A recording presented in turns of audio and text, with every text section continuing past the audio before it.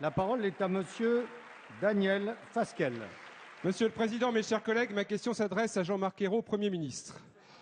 Monsieur le Premier ministre, dans votre discours de politique générale, vous n'avez eu à la bouche que le mot de justice.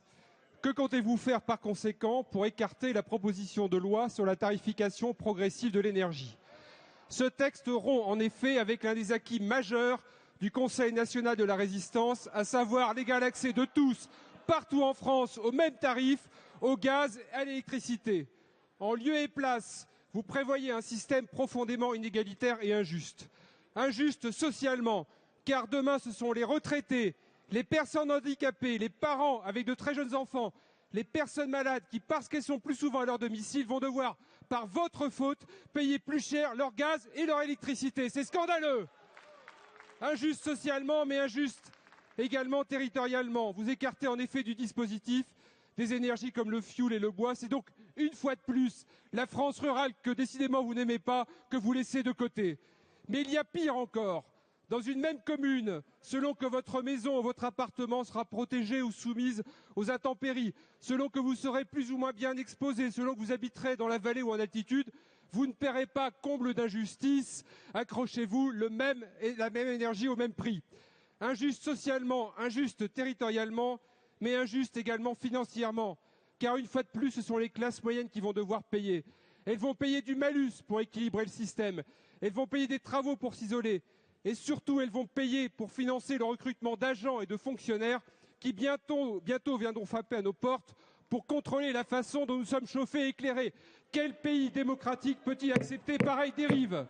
Monsieur le ministre, allez-vous enfin réagir et écarter un texte improvisé qui n'a fait l'objet d'aucune concertation et d'aucune étude préalable, un texte attentatoire aux libertés et profondément injuste? Monsieur le Premier ministre, allez-vous pour une fois mettre vos actes en accord avec vos paroles? La parole est à madame la ministre de l'écologie, du développement durable et de l'énergie, Delphine Batho. Merci, Monsieur le Président, Mesdames et Messieurs les parlementaires, Monsieur le député Fasquelle. Vous connaissez sans doute ce proverbe qui dit que tout ce qui est excessif est insignifiant. Il y a dans votre question tant de caricatures et de mensonges que je ne saurais tous les relever. Alors la vérité, quelle est-elle? La vérité, c'est que l'énergie qui coûte la moins chère, monsieur le député, est celle que l'on ne consomme pas.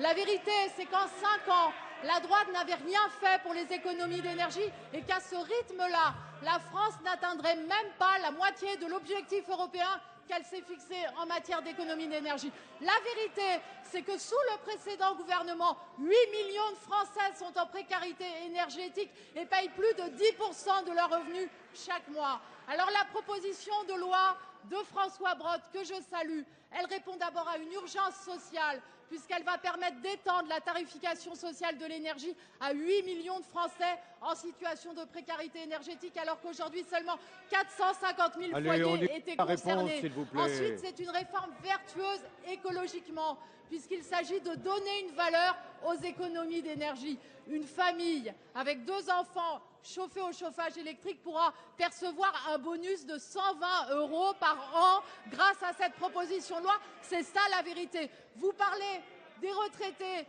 qui vivent dans des passoires thermiques et qui ont une facture d'énergie extrêmement chère. Le Premier ministre a pris lors de la conférence environnementale un engagement très fort que nous allons mettre en place avec Cécile Duflot, qui est un engagement résolu, déterminé du gouvernement pour que 500 000 logements par an fassent l'objet de travaux de rénovation énergétique.